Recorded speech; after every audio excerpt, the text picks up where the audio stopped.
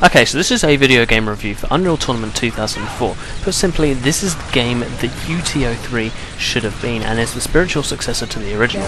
Even Epic, who I think developed this game, have appeared to acknowledge this, given the fact that in the Unreal Anthology, a collection of 4 Unreal games, UTO3 is missing. Now, to begin with, so that these reviews don't all sound the same, let's get a few of my priorities quickly sorted out first.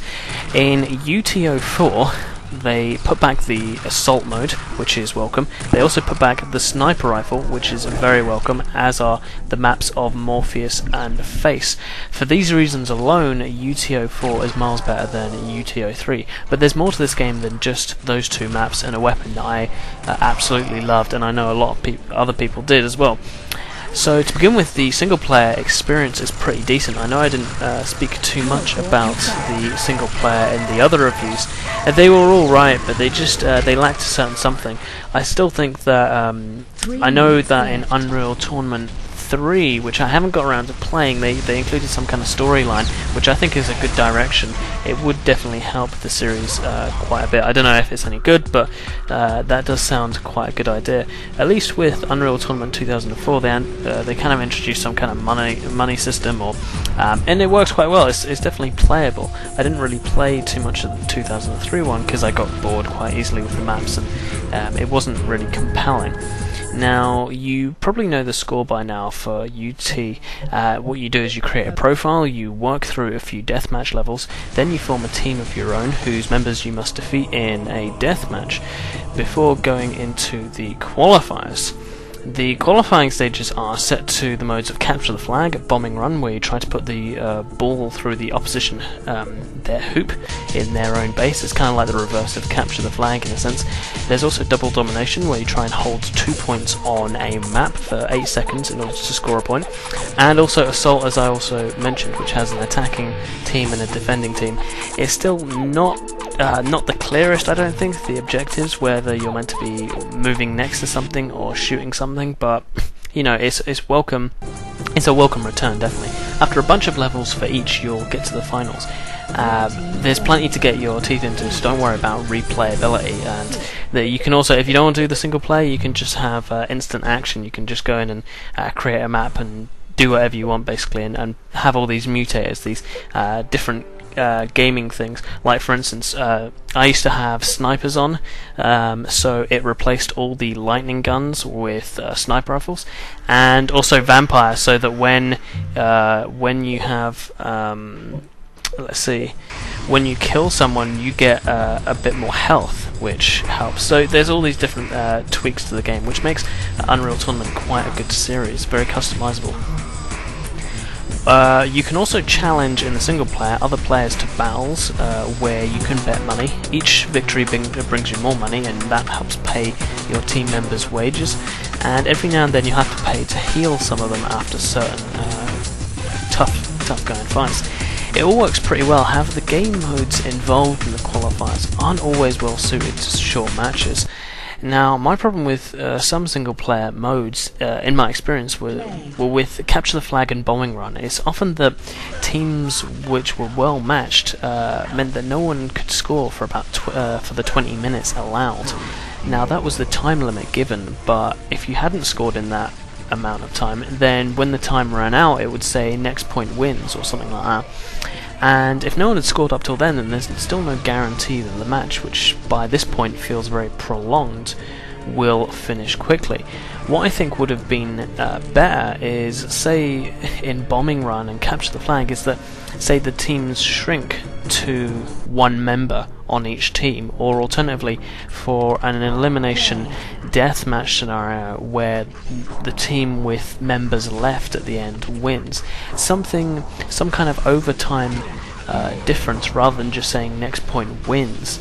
I unfortunately found many Capture the Flag and Bombing Run levels which ran into 40+ minutes, which is just far too long to be enjoyable, especially if you've already been playing for a long time.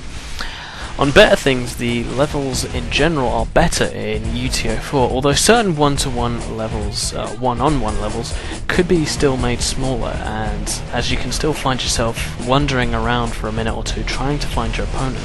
I've said this before and I'll say it again.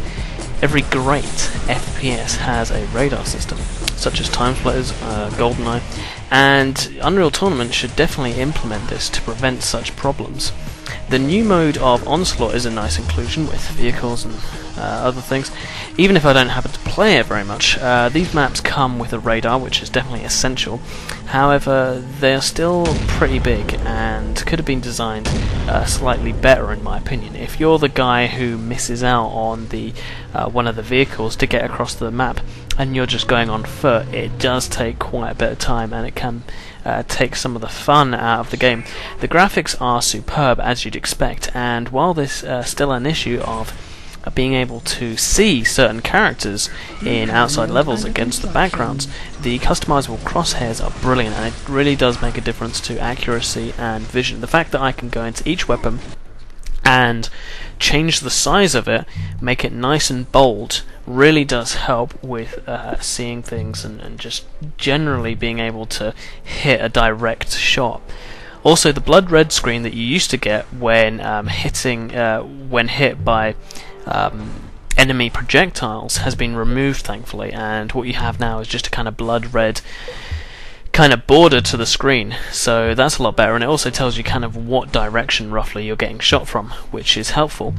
The music is better in UT04 than it is for the year before, and I really can't get enough of the main theme, and some of the electronic rock sounding tunes just really work with the series and is reminiscent of Crime Cities on the PC, which is another game with a truly great soundtrack.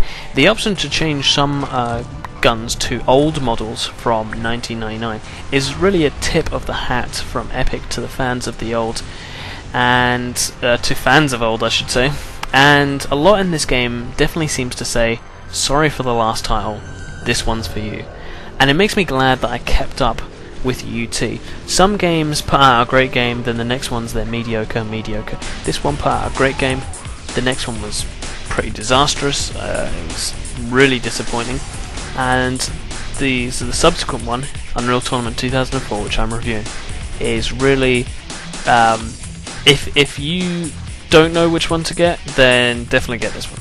I mean, it's quite simple. As I said, I haven't quite played a UT3 so far, so I can't talk about that one just yet. But yeah, it definitely feels like they learned their lessons, and you generally can't say that about games developers. I mean, if you're anything like me, you tend to be quite skeptical and say, well, they're just in it for the money. But they've definitely changed for the better. There's certain game modes. There's still some things that they could have put in, such as a radar system, such as changing the overtime rules in certain game modes that I kind of spoke about, and just a few little changes here and there, making some of the levels smaller and stuff. But on the whole, it's still fast, frantic fun, with a great deal of customizability. And if they just made a few of the alterations that I'd pointed out, and if in future games they do, then it would be looking at a near perfect 9 score. But for now, it's still a very welcome addition, and I actually think it definitely improves over the original, which is no easy thing. So in conclusion, I give this game a very good 8.2 out of 10, and that's me.